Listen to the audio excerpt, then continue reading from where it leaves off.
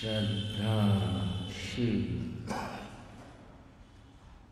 बंधुओं एवं श्रद्धाशील बहन,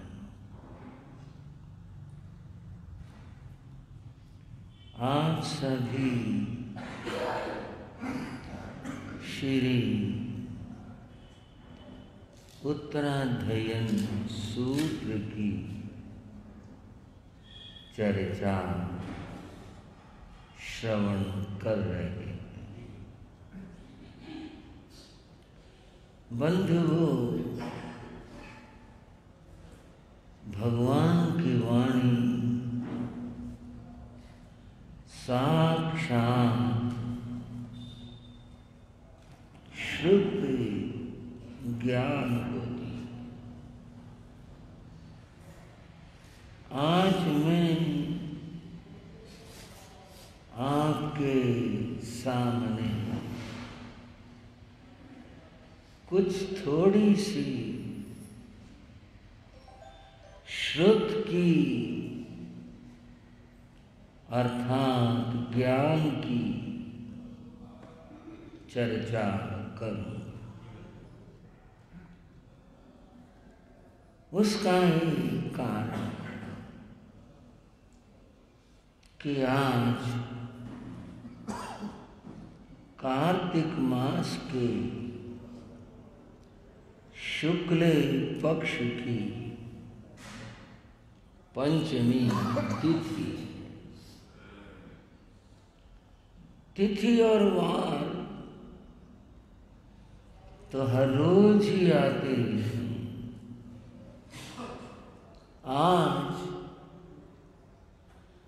आज की तिथि की क्या विशेषता? बंधुओं, आज की तिथि का नाम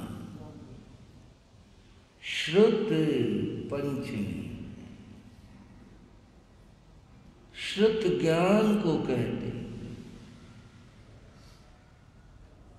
तो इसलिए इस पंचमी का नाम ज्ञान पंचमी। आज के दिन इतिहास में कुछ घटनाएं घटी थी। उन घटनाओं का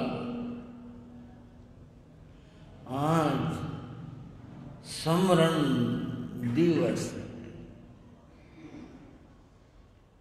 इतिहास की घटनाओं के बारे में इतनी बात है कि सारी बातें कितनी प्रामाणिक हैं ये नहीं कहा जा सकता। कुछ बातें जुड़ जाती हैं, कुछ बातें बन जाती हैं, बहुत सी बातें सच्चाई। घटनाओं के बारे में तो ऐसा ही है, लेकिन शुद्ध ज्ञान पंचमी इसका तो महत्व अपने में स्वयं में है। पंचमी तिथि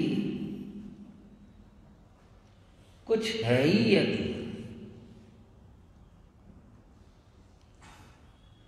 जैन परंपरा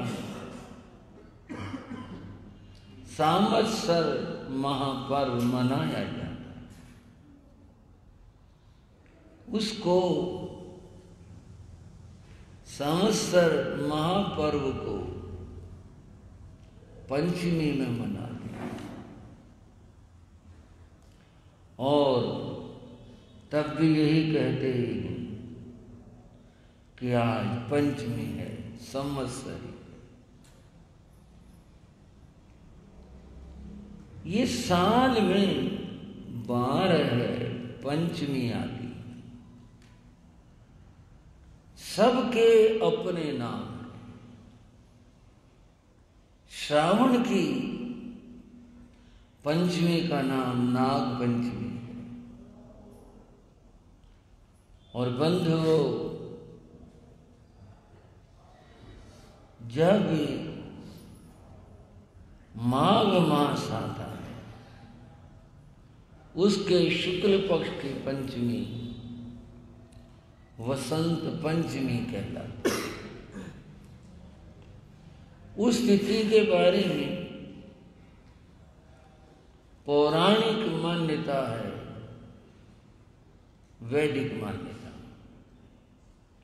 कि सरस्वती का जन्म हुआ था। उस दिन जितने भी विद्वान लोग हैं, अध्येता विद्यार्थी, सब उस दिन बड़ी श्रद्धा से सरस्वती देवी को, सरस्वती माता को याद करते। बता नहीं रहा था, सब तिथियों का अपना महत्व है, परंतु धर्म जगत में पंचमी तिथि का अपना महत्व है। जैन धर्म में कार्तिक शुक्ला पंचमी को शुद्ध पंचमी या ज्ञान पंचमी का, अगर थोड़ा सा कुछ पीछे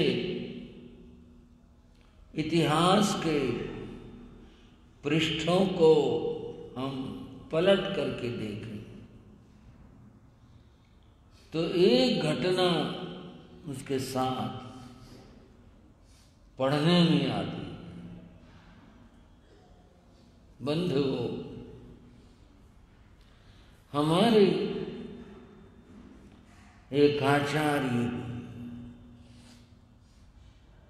आचार्य थे। स्वाभाविक बात है, विद्वान थे, ज्ञानी थे, संघ का संचालन कर रहे थे, सब अच्छा था, मार्गदर्शन भी, अध्ययन अध्यापन सब। उनका नाम देवर्धिगणी क्षमा श्रमण था।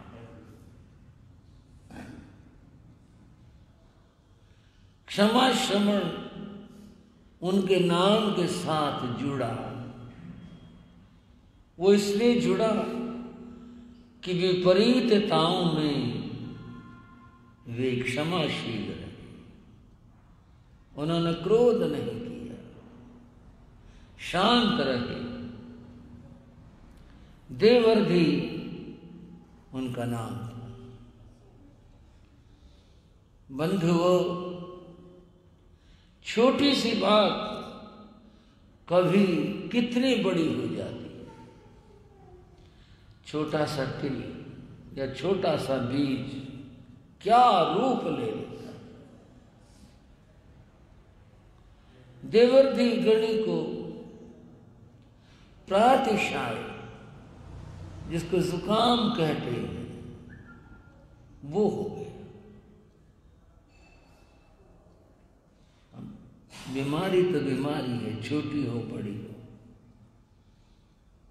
देवर्धि गणी क्षमा श्रमण में जब शिष्य आहार के लिए जाने लगे तो उनसे कहा, किसी घर में अगर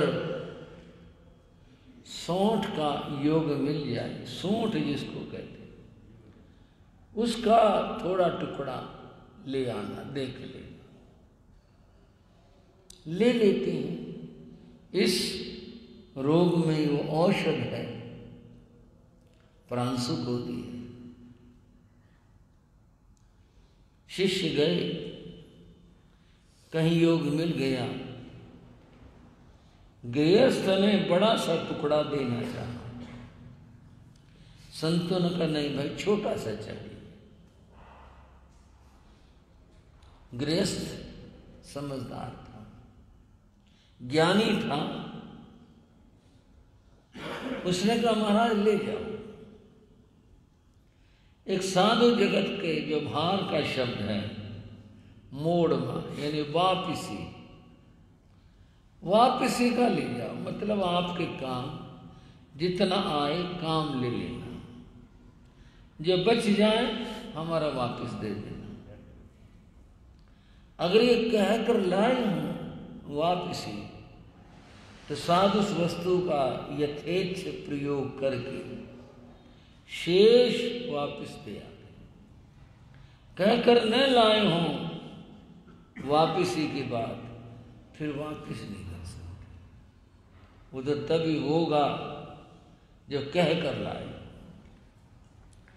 गृहस्थ ने कहा, श्रावक ने कहा महाराज ले जाओ, वापस ही करके ले जाओ, किसको क्या जरूरत हो देख लेना।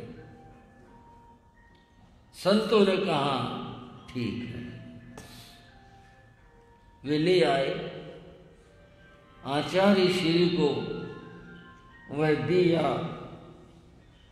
वो बोला रे इतना क्यों ले आए, थोड़ा सा चाहिए था, इतना क्यों ले आए।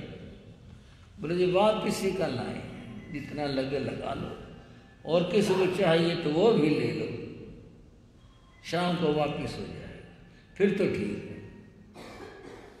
उन्होंने ले लिया, रख लिया, जो जितना प्रयोग करना था प्रयोग में लाए, उसको उठा कर रख दिया, शाम को वापस करवा दिया। अब मनुष्य के साथ भूल लगी है, विस्मृति जुड़ी है। आचार्य श्री भूल गए कि वो मैंने टुकड़ा रखा था और शाम को वापस करवाना है, भूल लग गई।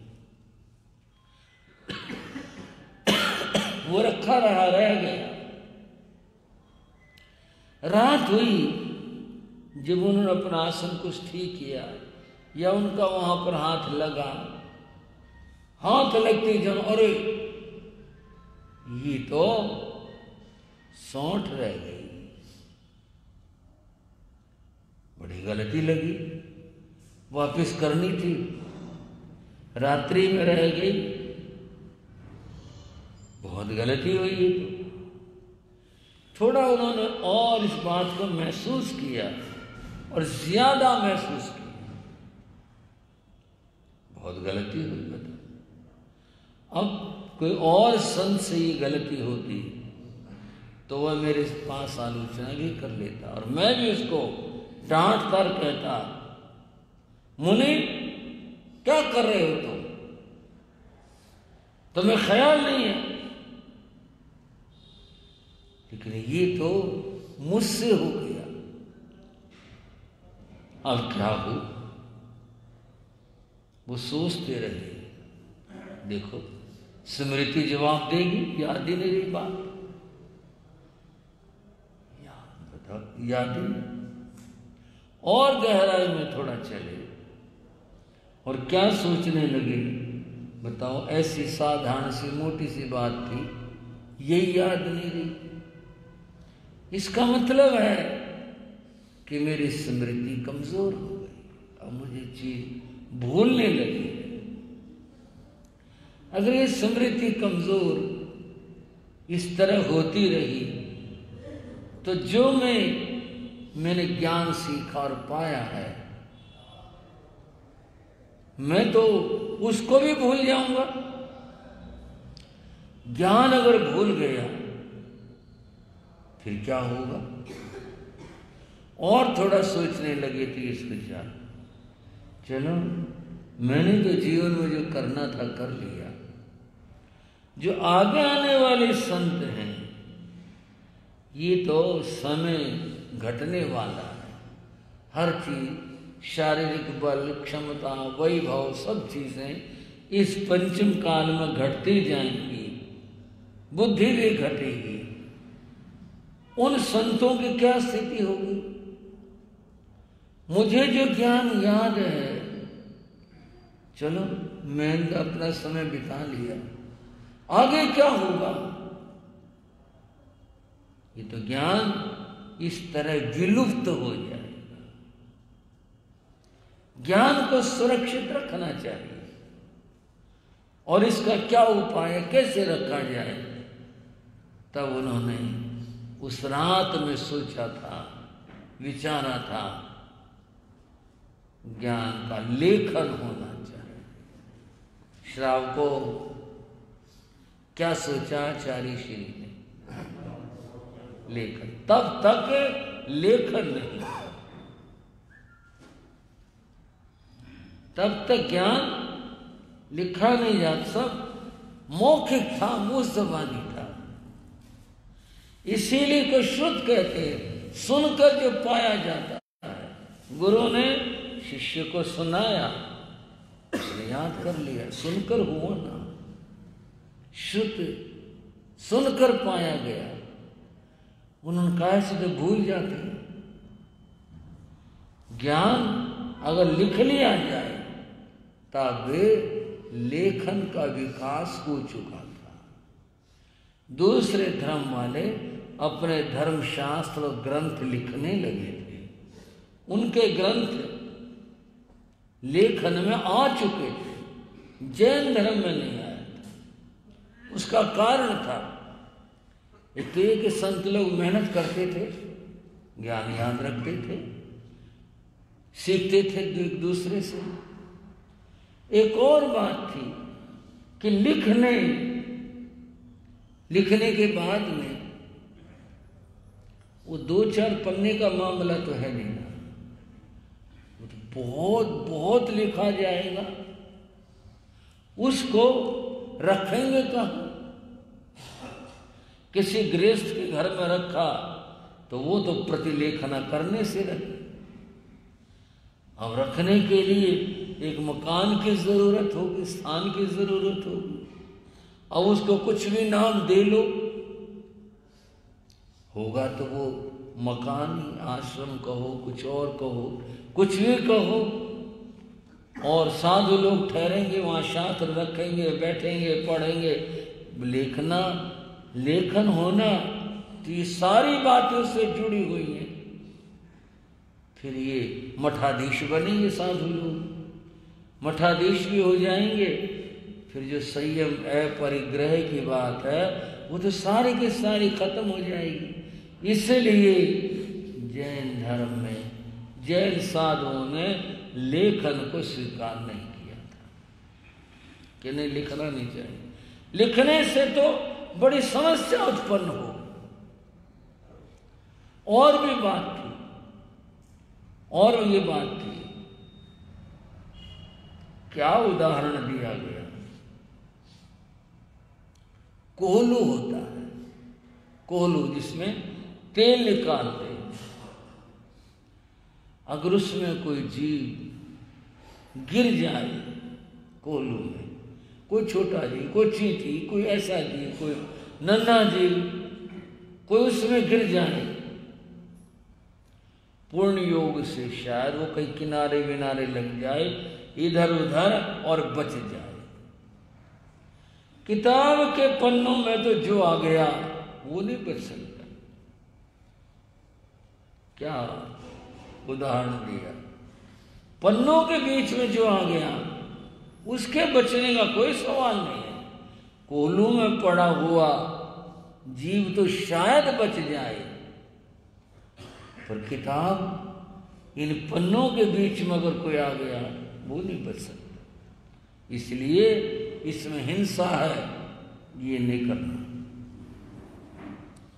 इतिहास में देवर्धि गणि क्षमा श्रमण, पहले आचार्य कहो या संत को हुए कि जिन्होंने इसका बिगुल बजाया और जिन्होंने सबसे पहले बात उठाई कि आगमों का, शास्त्रों का लेखन होना चाहिए। जब ये बात कही, इसकी बहुत कठोर प्रतिक्रिया हुई। जितने भी यूं कह लो परंपरावादी थे या जो क्या शब्द कहा जाए उनके लिए, जो ज्यादा क्रियावादी थे, सबने घोर विरोध किया। यहां तक कहा इसका दिमाग खराब होगा, पागल हो गए, भगवान की वाणी के विपरीत काम कर रहा है। लेखक बताओ ये होता है कभी? भगवान की वाणी लिखेंगे और उसके विपरीत चलेंगे। भगवान की वाणी में तो का परिग्रह करना, और ये फिर उसको लिखेंगे, परिग्रह होगा तो बताओ हिंसा होगी। इस बात के ऊपर जैन शासन में, जैन समाज, साधु समाज में और फिर उसके साथ गृहस्थ वर्ग में विभाजन हो गया। ना, हमने इसके साथ रहते, हमने इसके आज्ञा में चलते। ये तो मैं पता नहीं कहां लेकर डूबेगा, बताओ। ऐसी शिक्षा दे रहा कि लिखो।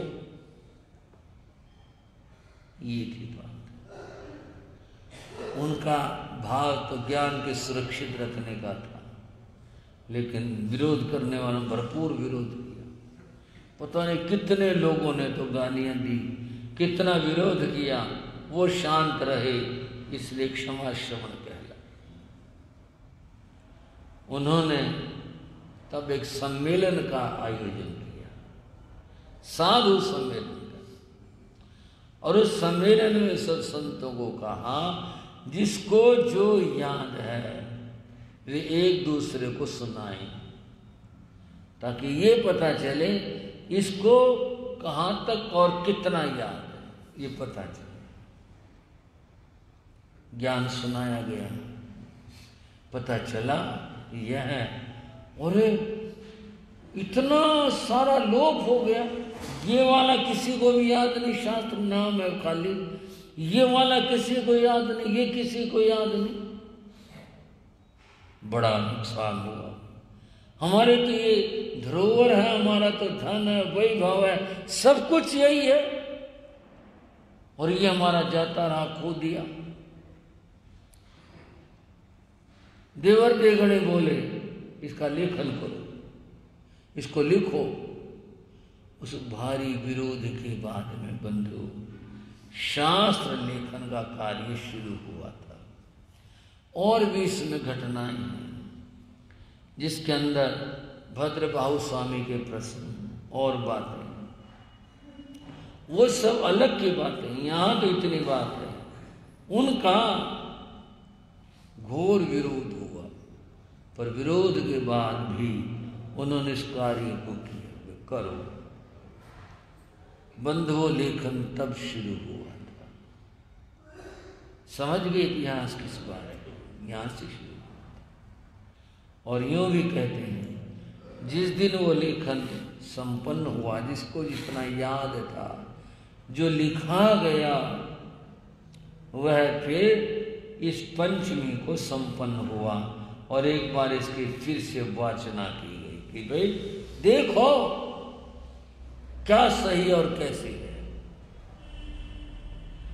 उस पंचमी तिथि को जैन शासन ने एक विशेष महत्व ये कहकर दिया, प्रत्येक पंचमी को ज्ञान का आवर्तन किया जाए, दोहराया जाए, स्वाध्याय करो, ज्यादा से ज्यादा करो। और जो किसी के पास में, संत के पास, श्रावक के पास, किसी के पास में भी जो शास्त्र हैं उनका प्रतिलेखन करो, क्योंकि रखे हुए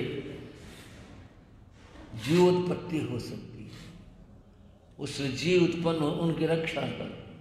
पन्नों को भी बचाओ, जीवों को भी बचाओ, प्रतिलेखन। तब से इस तिथि को ज्ञान आराधना के रूप में मनाया जाता है, मनाया जाने लगा।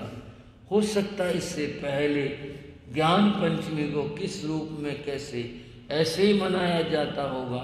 कम से कम ज्ञान का आवर्तन तो किया ही जाता होगा, तभी उन्होंने इस तिथि को चुना था। आज वही तिथि जो हमारे को, संत साधवियों को, श्रावक श्राविकाओं को, सभी को ही प्रेरणा देती है ज्ञान की, ज्ञान सीखने की, अध्ययन की।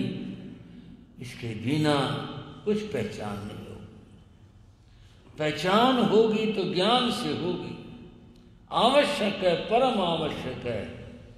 और ज्ञान तो सीखते रहो, पूरी उम्र सीखते रहो, इसकी कोई सीमा नहीं है। कितना विशाल है ज्ञान, अतएव निरंतर ज्ञान सीखते रहना चाहिए। ज्ञान बंधुओं प्राप्त करने की जो बातें हैं, उनमें एक बात है कि निरंतर अभ्यास करते रहे, पढ़ते रहो।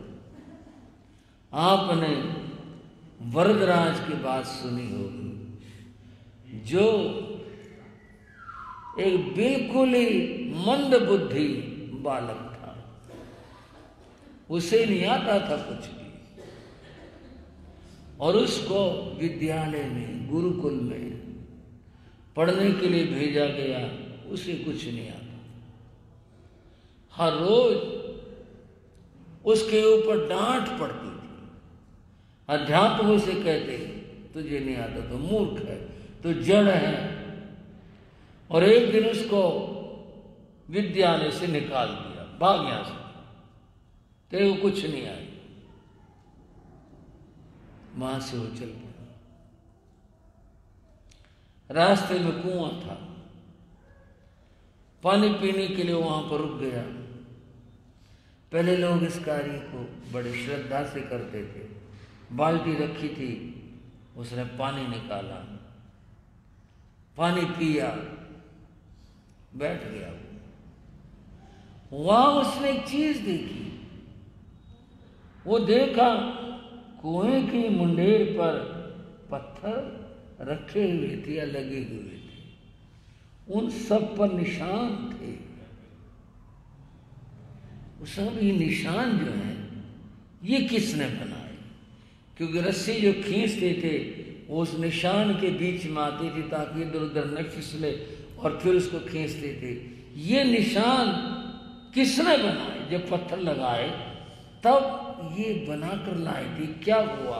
कहीं गहरे थे, कहीं कम थे, ये भी क्या बात है? उसके समझ में एक बात आई चिंतन से कि अरे ये तो इस रस्सी की वजह से हुए। कहाँ तो कठोर पत्थर, कहाँ ये कोमल रस्सी। इस रस्सी ने पत्थरों को भी घिस दिया। कमाल हो गई। तब एक दोहा वरदराज ने तो नहीं कहा, कालांतर में किसी ने कहा, करत करत अभ्यास के जड़मति होत सुजान, रसरे आवत जात के सिल पर परत निशान। रस्सी के आने और जाने से, बार बार होने से शिला पर निशान पड़ गए। और करत करत अभ्यास के, अगर निरंतर कुछ करते रहो तो क्या ये बुद्धि पर निशान नहीं पड़ेंगे? क्या नहीं आएगी? मैंने अभ्यास किया नहीं ठीक तरह से, मैं तो करता ही नहीं। तब से उसने पढ़ना शुरू कर दिया, और वह समयाने पर इतना बड़ा विद्वान हुआ, बहुत बड़ा विद्वान। ये कई कथाएं हैं इस तरह की।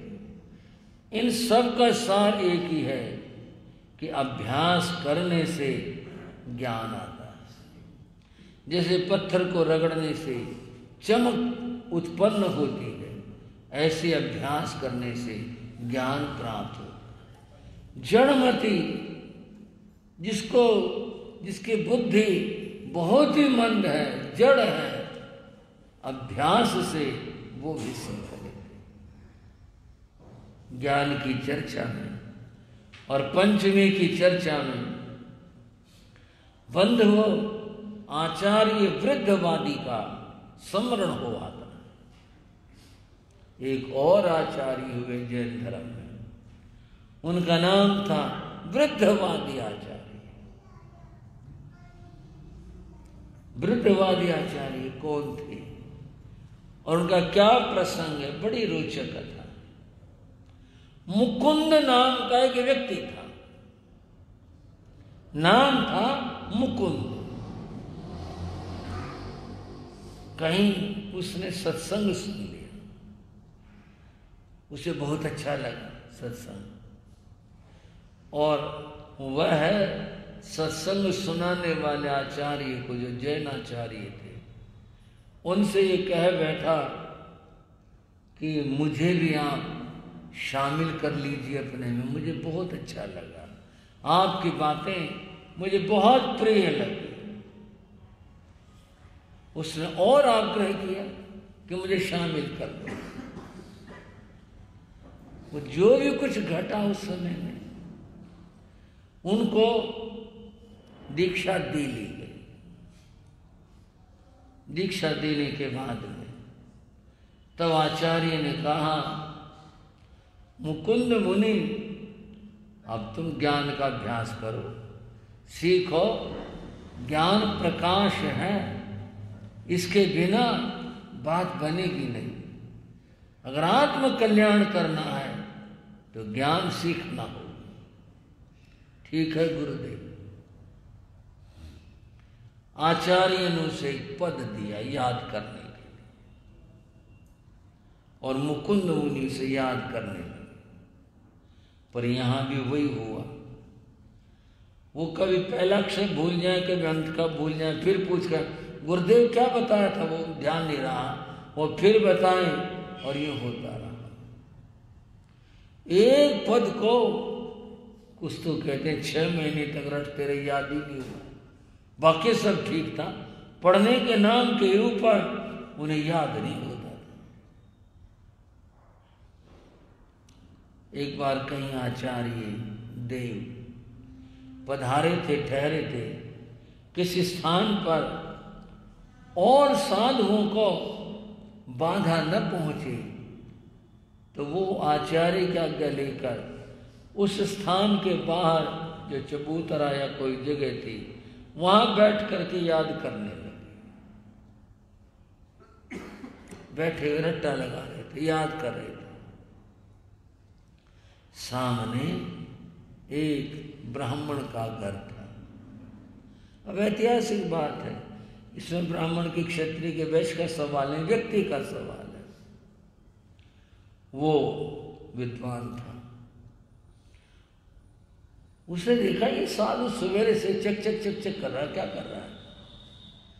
देखा एक ही पद को बार बार बार बार याद किए जा रहा है, और इसी यादी में कल भी ये रट रहा था, आज भी यही, सुबह भी यही, शाम को भी यही रट रहा था। उसके मन के अंदर पता नहीं क्या आया क्या, जैन साधु का मजाक सूझा करने का। और उसने क्या किया, एक होता भाई मूसल, एक तो डंडा होता है, एक लाठी होती है, और एक क्या होता है, हरियाणा वाले समझते हैं मूसल की बात। घर में मूसल था, वो मूसल उठाकर लाया और अपने घर के दरवाजे के आगे सामने गड़ा खोद कर वो मूसल गाड़ दिया, खड़ा कर दिया। और फिर उसके ऊपर वह सुबह शाम दोपहर जब भी मौका पाता एक लोटा पानी लेता और उसको सींचता। अड़ोस पड़ोस वाले सब जानते थे पंडित जी को कि भाई ज्ञानी है, विद्वान है। ये बात समझ नहीं आई। अड़ोसी पड़ोसियों ने, परिचितों ने पूछा, पंडित जी ये क्या कर रहे, ये भी कोई अनुष्ठान है क्या, ये भी कोई धर्म क्रिया है क्या, क्या कर रहे हो? बोले नहीं, ये कोई धार्मिक अनुष्ठान नहीं है। और क्या बात है? बोले ऐसा छाया की कमी रहती है, अगर यहाँ एक पेड़ हो जाए और छायादार तो फिर बहुत अच्छा हो जाए, बैठने उठने में बहुत अच्छा हो जाए, तो उसकी ज़रूरत थी, तो उसके लिए मैंने ये पेड़ लगाया है, ये मूसर है, ये लगाया, बोया है, और मैं इसको सुबह शाम दोपहर सींचता हूँ तो ये फलित हो जाए। जिसने सुना, हाँ पंडित जी आप इतने बड़े ज्ञानी और आप ये क्या काम कर रहे हो? बोले क्यों, क्या बात? बोले बात क्या बताओ, कहीं ये लकड़, ये मूसल, ये हरा हो सकता है, कहीं ये पेड़ बन सकता? आप इतने बड़े ज्ञानी और ये क्या काम करने लगे? इस बार हंसने की बारी पंडित जी की थी, वो हंस पड़े। बोले आप तो हंस रहे हो ऊपर से, इस गलती के ऊपर भी। वो देखो सामने, वो उधर देखो, वो बैठा ना वो बूढ़ा। बोले हाँ जी, मैं रोज देखता हूँ एक ही पद रटे जा रहा है। अगर उस जैसा मति मंद मूर्ख अगर वो ज्ञानी हो जाए तो भाई ये हरा जरूर हो जाएगा। अगर ऐसा मूर्ख ज्ञानी हो जाए तो ये हरा जरूर हो जाएगा। इसलिए मैं तो अब इसको सींचता हूँ ताकि हरा हो जाए, पेड़ बन जाए, बैठा करेंगे यहाँ इसकी छाया के अंदर। ये बात उसने एक बार नहीं कई बार कह दी। ये बात मुकुंद मुनि को सुन गई, उन्हें बड़ा दुख हुआ। ये मुझे कह रहा है, इसका उतना दुख नहीं हुआ। उसने वो मतिमंद मूर्ख जैन साधु बैठा है, उसे जैन साधु शब्द कहा, इससे उसको बड़ा दुख हुआ कि इससे तो जैन साधु का अपयश हुआ। और क्या कहेंगे, मैंने धर्म का गौरव तो बढ़ाया नहीं, मैंने तो गौरव घटा दिया बहुत। मुकुंद मुनि को रोना आ गया। गुरु ने देखा, पूछा क्या बात? गुरु जी मैं तो क्या जन्मा, मैंने तो संतों का गौरव घटा दिया। ऐसे से बात हुई। गुरु हंस पड़े, आशीर्वाद दिया। अरे ये कोई बात है, तेरी और मूसल की कोई समता हो सकती है, समानता हो सकती है। वो तो जड़ है और तू चेतन है। चेतन कोई पुरुषार्थ करे तो पुरुषार्थ फलित होता है। ये क्या बात, तू घबरा गए इतने से? कोई कुछ भी कहता रहे, कहने दो, तो अपना लगा रहो, ज्ञान आराधना में लगा रहो। गुरु के आशीष पाकर उसे प्रोत्साहन मिला और वह उसी तरह से मन के साथ पढ़ता रहा। बंधुओं, एक समय आया जीवन के अंदर जब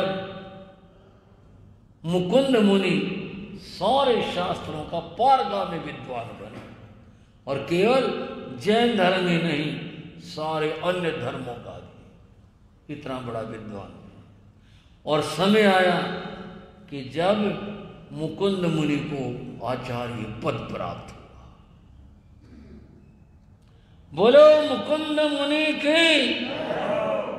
इतना बड़ा काम हुआ, आचार्य बन गए। काया वृद्ध थी लेकिन पुरुषार्थ वृद्ध नहीं था। काया वृद्ध थी, बुद्धि वृद्ध नहीं थी। अपने ज्ञान आराधना में लगे रहे। उनका यश फैला चारों तरफ। और अब ये नाम वृद्धवादी लोग कहने लग गए। ये कैसे, इस बात का तो उल्लेख नहीं मिलता, लेकिन काया वृद्ध थी इसलिए वृद्धवादी कहने लगे, यानी वृद्ध ज्ञान है। उस समय में वृद्धवादी के युग में एक युवक था। उसने विद्या का अध्ययन किया, काशी पढ़कर आया, और उसने सभी दर्शनों को, व्याकरण, न्याय, छंद सब उसने पढ़ा था। पढ़ने से अजीर्ण हो गया, बदहजमी जिसे कहते। जब ज्ञान का जीर्ण हो जाए तो अहंकार पनपता है। वो बहुत अहंकारी हो गया, इतना ज्यादा अहंकारी हो गया, कोई भी विद्वान मिलता उससे वो विवाद करता, उसको पराजित करता, उससे हाँ भरवाता इस बात की। ये इसका अहंकार बढ़ता चला गया और एक दूसरे घोषणा कर दी इस बात की, कोई यदि मुझे विवाद में परास्त कर दे तो तुम उसका चेला हो जाओ। जैसे लोग शर्तें लगा लेते, भाई या तो यूं करते यूं और ये तो यूं होगा, या तू मेरा चेला हो जाए नहीं तो मैं तेरा चेला हो जाऊंगा। अगर ये बात, उसने तो ये शर्त रख दी। एक जगह के विवाद हुआ, उसने प्रतिवादी को हरा दिया। उस व्यक्ति ने या उसके पक्ष वालों ने खींच करके एक बात कह दी, इतना ज्यादा पड़ गया ना। वो जैन साधु वृद्धवादी से बात करके देख, उससे करके देख, दिखाता अपने आप को इतना अहंकारी हो रहा है। उसने पूछा भाई वृद्धवादी कौन है? बोले जैन साधु। बोले हाँ, जैन साधु से मेरा आज तक विवाद नहीं हुआ, और तो बहुत अनेक धर्मों के लोग मिले, यूं मिले, परंतु जैन साधु नहीं मिला। उसने पूछा कहाँ रहते हो? तो पूछने से पता चला कि ये तो घूमते रहते हैं, विचरण करते हैं, इस समय कहाँ होंगे कुछ पता नहीं लगा। अंत में पता चला कि वे उस तरफ उधर को हो सकते हैं, कहीं हों। वह युवक उनसे विवाद करने के लिए चलते, कहीं तो मिलेंगे। एक जगह रास्ते में उसने जैन साधु आते देखे। उसमें तो कोई श्रद्धा नहीं थी, कोई हाथ जोड़ने का क्या मतलब, नमन का क्या मतलब। उन साधुओं को देख के रास्ते में खड़ा होकर बोला, तुम्हारे में कोई वृद्धवादी है? वो वृद्धवादी थे आगे। बोले हाँ भाई, वृद्धवादी तो मेरा नाम भी है। तो तू ये क्या उनका प्रमुख आचार्य है? संघ ने ये जिम्मेदारी दी है मेरे को, चला जा, मैंने विवाद करना तेरे से। विवाद से क्या मिलेगा? विवाद से तो कुछ नहीं मिलेगा। ज्ञान तो सीखना चाहिए, ज्ञान तो लेना और देना चाहिए। बीच में मुझे बात याद आ रही है, परम श्रद्धेय आचार्य सम्राट श्री आनंद ऋषि जी महाराज की बात। उनके पास भी एक व्यक्ति आया था, पंडित था, और उसने कहा मैं आज से विवाद करने आया हूं। अब वो भी वृद्ध थे। बोले अच्छा? बोले हाँ, मैंने आज से विवाद करना है। बता दिया, ईश्वरवाद के ऊपर विवाद करना है। आचार्य श्री ने कहा इससे क्या होगा? होगा क्या? मैं आपको हराऊंगा, पता चलेगा आप कितने बड़े ज्ञानी जैनियों के आप बने हुए हो। आचार्य, मैंने आपसे विवाद करना है। आचार्य श्री बोले तो अच्छा, इतना समय लगेगा? लो, मैं अपने हार मान लेता हूं, तुम जीत गए, मैं हार गया। तुम अपने स्वाध्याय करो, मैं अपने स्वाध्याय करूं, क्यों टाइम खोया? तुम यही तो चाहते हो ना कि भाई मैं हार जाऊं। चलो, मैं हार गया, तुम जीत गए। उसे बड़ी संतुष्टि मिली। वो पहले हथियार डाल दिए, पहले ही हार मान ली और वो चला गया। मैंने हरा दिया जैन आचार्य। पर जब घर गया, उसकी आत्मा ने कहा तूने अच्छा नहीं किया। देखो, वो उम्र से वयोवृद्ध थे, फिर वो एक संत हैं, तेरी उम्र भी छोटी उनके सामने, और तू एक गृहस्थ है, भले ही पंडित है पर गृहस्थ है। साधु तो त्यागी होते हैं, ये जैन साधु तो बहुत त्यागी होते हैं। और फिर ये तो उनकी समझदारी है कि भी क्यों टाइम खोया, तुम अपने स्वाध्याय करो, मैं अपने स्वाध्याय करूं। और जरा भी उनको ख्याल नहीं आया। और नहीं अगर वो चाहते तो अपने आदमी से कह के मुझे भगा सकते थे, निकलवा सकते थे, मुझे बोल सकते चल चल आया, चल के बात करने वाला कौन होता है, तो मुझे कुछ भी कह सकते, पर उन्होंने कुछ भी नहीं कहा। उन्होंने ये जो कहा कि मैं हार गया तू जीत गया, ये तो बात यूं नहीं है। आज मैं हार कर आया हूं और वो तो जीते हुए थे और अभी भी जीते, हार कर तो मैं आया हूं। मैंने किसी भी बात का विचार नहीं किया, थोड़ा भी विवेक नहीं रखा कि भी मैं क्या बात कर रहा हूं इनसे, इतने बड़ों से। गलत। ज्ञानी होने का सार यही है कि क्रोध नहीं करे। वो तो ये निकले ज्ञानी तो वो है, और मैं ज्ञानी कहलाकर अहंकारी बन गया, मैं कहाँ ज्ञानी हुआ। कहते हैं कि दूसरे दिन वो पुनः आया, क्षमा मांगी सुन। और आचार्य श्री कोई बात नहीं भाई पंडित जी, मेरे मन में कोई ख्याल नहीं, जैसे आपको संतोष हो आप वैसा ही महसूस करो। अगर आप यहाँ आने में अच्छा महसूस करो तो आया करो भाई। बंधुओं, बड़ों की बात बड़ी होती। शायद आपको भी ये बात रुचिकर पसंद नहीं आई हो, बताइए, नहीं कहना चाहिए इतने बड़े आचार्य ये को कह दिया उन्होंने, पर ये बात तो वो समझे ना इस बात को। तो वृद्धवादी से कहा है कि मैं मेरे से बात करो, मैं आपको हराने आया हूं। देखो भाई, हार जीत की तो क्या बात करनी है, ज्ञान का आदान प्रदान कर। नहीं नहीं, ऐसे नहीं। देखो सुनो, अगर मैं हार गया ना तो चेला बन जाऊंगा आपको, और अगर आप हार गए तो मेरे को गुरु मानना पड़ेगा। न देखो, सारे ज्ञानियों को तुम गुरु मानते हैं कि ज्ञानी है, लेकिन मैं अपना धर्म नहीं छोड़ सकता। मैं तो साध होंगी तो बोला कोई बात नहीं, चलो विवाद करो, बैठो आओ। पंडित जी आप इतने बड़े विद्वान और आप यहाँ रास्ते में कह रहे हो कि आओ बैठो विवाद करो। देखो विवाद होता है, वाद विवाद होता है, कोई फैसला करने वाला भी तो हो। तुम अपने जिद्दे पर रहोगे, मैं अपने जिद्दे पर रहूंगा, फैसला कैसे होगा? पहलवानों के बीच में भी रेफरी तो चाहिए जो उस बात का निर्णय दे दे कौन जीता कौन हारा। बोले क्या है इसमें? बोले नहीं, इसके बिना तो विवाद हो ही नहीं सकता। एक पेड़ था, उसके नीचे छाया में आ गए। वहां कुछ चरवाहे भेड़ बकरियां चराने वाले बैठे थे या पास में थे। आचार्य ने कहा चलो इनको बना ले। बोले हाँ बना लो, किसी को बना लो, जो फैसला देने वाला है किसी को बना लो।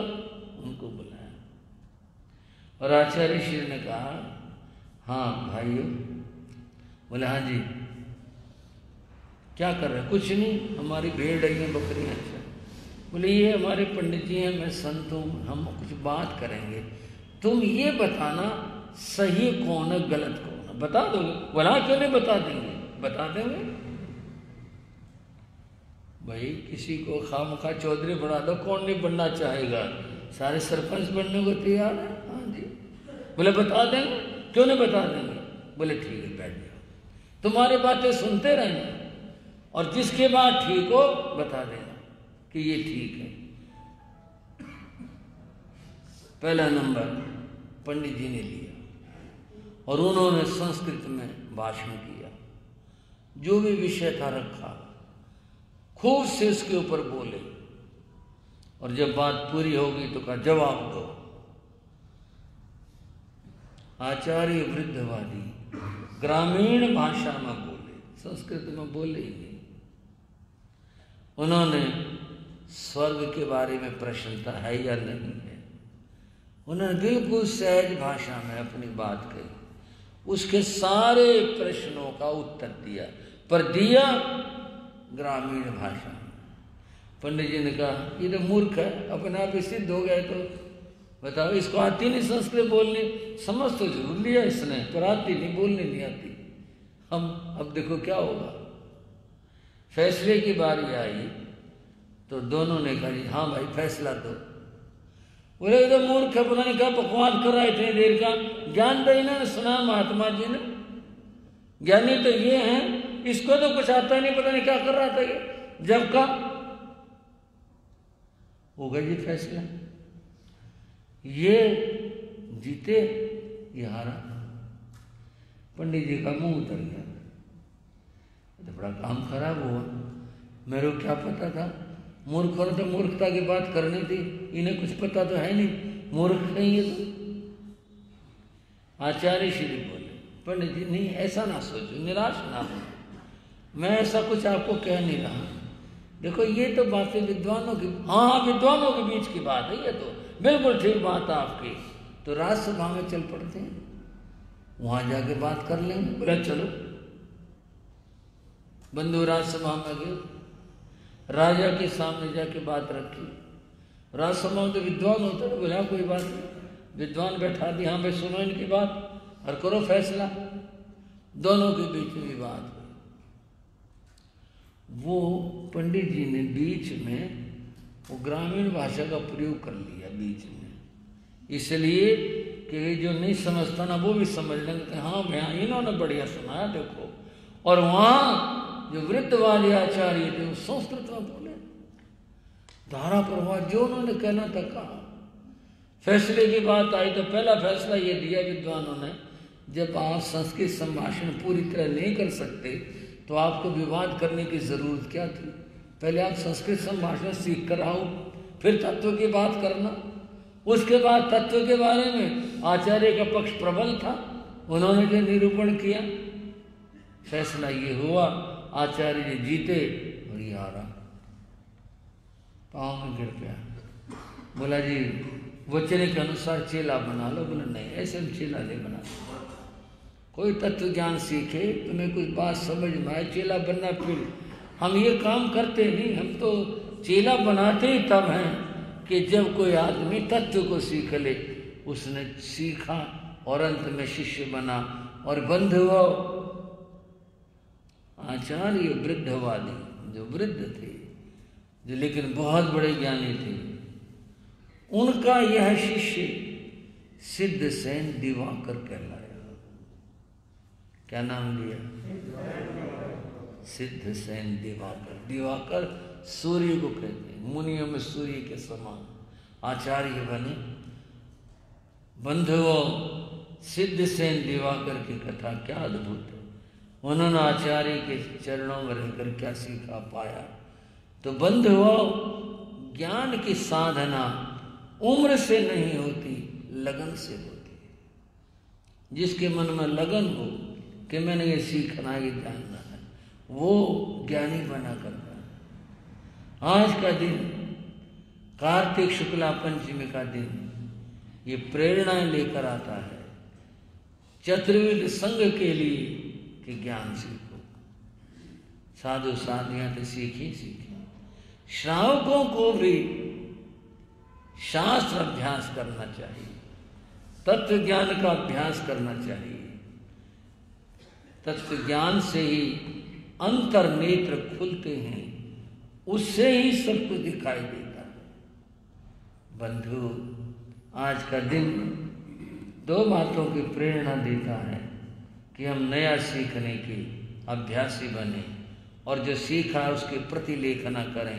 प्रतिलेखन, उसको दोहराना, उसका ध्यान करना, उसका चिंतन करना।